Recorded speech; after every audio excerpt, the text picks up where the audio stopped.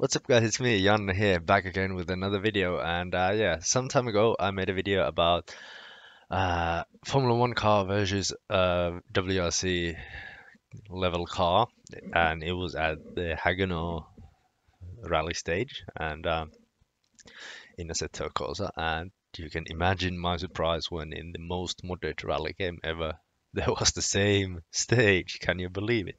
But yeah, then I decided to make a bit of a comparison between the two, RBR and Assetto Corsa. Yeah, I had a Ford Fiesta RS WRC there in Assetto Corsa, and it did this stage in 4:13.9. And now in this video, I'll be trying to do the same in Richard Burns Rally with the same Haguenau stage and Ford Fiesta RS WRC. And just like in the video, I'll be doing three clean runs. So however many tries it takes to get three clean runs, I'll be doing them. And yeah, let's see how the runs went and if I can match the Assetto Corsa time or even beat it. And here we are at the start of the stage with the Ford Fiesta RS WRC. And yeah, no chase cam here this time around. The files were lagging like really weirdly. Don't know what it is, but yeah, sadly no chase cam this time around. You will just have to enjoy the 5 pixels from inside the cockpit instead. But yeah, to be honest with you guys, this isn't the 2015 version of the car. This is the 2014 version of the car, since it is way better to drive on the default setup compared to the 2015 car in RBR. So yeah, that's the reason. A bit of slide through the narrow double left-hander and through the chicane. And I noticed that the car maybe behaved slightly better in the hairpins in RBR, or it was some way a bit more predictable, didn't over-rotate as easily, as we can see here. Smooth as a baby's butt. You know, that's a saying, at least in Finnish. I don't know about other languages, but yeah, it is a saying. I do not just randomly think about babies' butts. So yeah, there's that. And first lap done, and 2 more to go. Still a bit cautious with the braking points. This took like 3 tries, this first run, so yeah, I wasn't really like pushing or anything yet here. But let's see what we can manage with the time. And, a bit of maybe understeer there through the left-hander, but we managed through. And now we're heading towards the double apex left-hander again. That was really tricky with the Formula 1 car. Luckily this is way faster in that. And this has a handbrake, so yeah, it's actually quite nice. And I felt like there was maybe a bit more of a overall predictability in the car in here compared to Assetto Corsa, but if it's faster, that remains to be seen.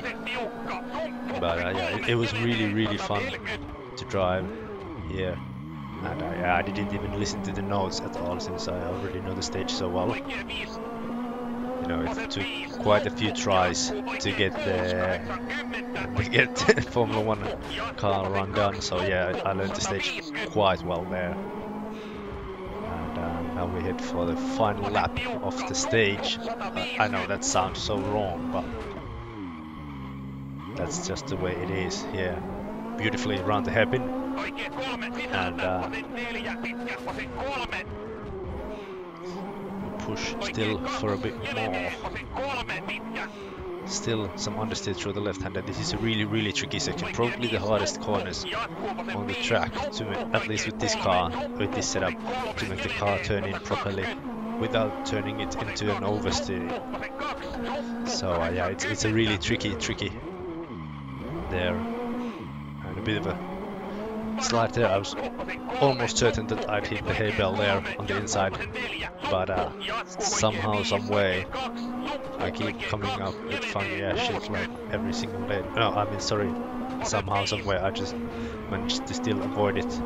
I wish there was some footage of how narrowly I missed the bale there, but sadly not available. And final hairpin of the stage. Give the crowd their money's worth. And yeah, there is a crowd this time around. There's not a crowd in Assetto Corsa, so when you make a mistake, it's a lot more embarrassing since there's way more people to see. And now we go straight through the first chicane, which is a bit slower, and the time is, I think it's a bit over, yeah, for 15.0, and yeah, that's over quite quickly after that. For 15.04, not quite the time, so let's try again. Let's try again. Run number 2. Maybe it is because I'm having Mikko's skin and he isn't any tarmac specialist after all, so maybe we can blame that for my lack of speed here. Just being true to the skin. Nothing about the cars itself. Yeah, once again, understeering through the left-hander and the right-hander as well. Maybe a bit more calmly through there to, you know, the weight that the car rotates and then step onto the throttle would be a bit faster, but it's easy to say now when I'm not driving, pushing all the way. Always easier to yell stuff at people when you're just spectating instead of doing it yourself. And to be honest, that's quite lovely to yell shit at people when they are doing stuff that you know you're not capable of, but when they fuck up, it's so lovely to stroke your ego by putting other people down. And yeah, that's definitely the healthy choice, considering mental health and good self-esteem and whatnot, and proper social skills. But yeah, we're almost through the first lap of the stage, and yes, that still sounds really wrong. Almost as wrong as all that step sibling porn that I've been watching lately, but yeah, enough of that. Towards the second lap of the stage, and yeah, this car is beautiful. Hopefully we can get a good time this time around, since after this I only have one run left, and bit of a avoidance there to not hit the bale. You know, that would be nasty, not fun. And yeah, it is really close there for me to hit the bale, but luckily we managed to avoid the bale again. So this is pretty much how to avoid bales, barely 101, but that's what you guys like, huh? Oh boy. Another hairpin coming up. Another one of those DJ Khaled stages, just hairpins going like another one, and yeah, we just made contact with the wall there as well, but luckily we didn't break anything on the car, at least it doesn't feel like it. But as we sprint towards the final loop on this piece of road, I think that's maybe a bit better way of saying it, but still feels a bit wrong. Let's see if we can manage any better this time around. Oh, heavy slide and then some more. Now this was actually probably the least understeering effort through there so far. So yeah, I did give myself a pat on the back if I weren't so fucking stiff, thanks to my big ass muscles. I mean, like big ass muscles, not big ass muscles. Now we can shift from my ass cheeks to the chicanes. Both are equally tight, and there's a bit of lag going on my screen at the time, so I can't really see what's happening, but the video is spinning perfectly fine for you guys, I hope, as we reach the final hairpin of the stage, and the crowd goes mild. no emotion from them whatsoever. But yeah, I'll just think instead that the car is just so loud. Oh shit, there's some heavy contact there. Not the cleanest of run, this one. And, yeah, going like a pinball machine here. But we are through and the time is 4:12.0. But I'm not happy with that since that wasn't a clean run. So let's try again. Third and final run. Hopefully we can make it clean and even faster still. But mostly clean. Off the line we shoot towards the first corner, and yeah, you can take the curb there quite more aggressively compared to Assetto Corsa, I've noticed, and same here as well. Maybe the default setup is a bit better here, and the traditional understeer through here, so maybe this isn't a faster run after all, but it's a long way to go still with our Ford Fiesta RS WRC 2014 before we can find out what is the time. Maybe a bit less than 4 minutes to go as we dazzle our way through the chicane there and go over the bumps with steez.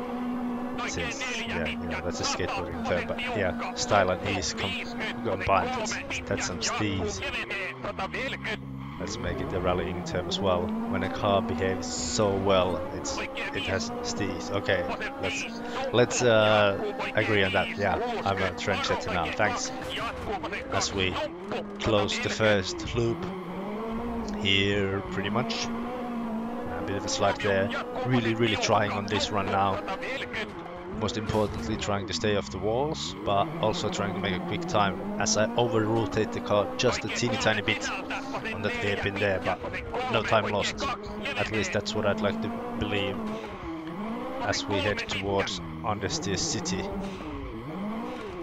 That was only a town this time around since there was so little population. 0. As we head through the fast chicanes that I hit way more than I'd like to admit during the runs. And again, really close to the bale. Really close. If this was a workplace and I'd be the car and the bale would be a co-worker, I'd already be filed for sexual harassment. That's how close I was to the bale there. But enough of that, and let's head towards the hairpin for more bale touching, or at least getting close, really close there. You could probably eat from the hay bale through the window, and that'd be a completely new definition for fast food as we sprint towards the second loop to be completed. A bit of curb there, but yeah, doesn't upset the car too much since it has steez. Let's make it happen. Steez to be a rallying term. 2018. Yeah. Hashtag Janne Trendsetter. Hashtag steez is a rallying term now. As we slide beautifully through the left-hander and almost as beautifully through the right-hander as well. And now Understeer City doesn't exist anymore. Population 0. It is non-existent. Instead we are now at the beautiful drifting city. Population 5 billion or something like that. At least there's 300 or so horses from this car, and then 2 bloody handsome wankers from the car as we visit our whole time of beautiful drift city again. Final time around the hairpin, final hairpin of the stage. It's gonna be really close. We have 20 seconds or so, a bit more to beat the time still, and it's gonna be close. It's gonna be close indeed. Through the right-hander, and then we dive towards the last chicanes. Do we make contact? We don't. It's gonna be a really good time. Is it gonna be enough? Is it gonna be clean through? It is clean, and the time is 4:10.11. We beat the time with a clean run. Fucking yes. And yeah, those are the runs, and apparently I was able to match and even beat the time, and yeah, I'm happy about that. And yeah, we need to consider still that the mods have been done by different people, as far as I know, the cars and the tracks in both games. So there's maybe some difference there, but regardless, it was really similar experience in Richard Burns Rally and in Assetto Corsa. The only difference was pretty much the graphics. I mean, I could use the same braking markers, the cars behaved quite similarly, and all that. So, yeah, I thank you all for watching once again, and I'll see you later on this week with the AVR Death for Club stream. Thanks for watching. Bye bye.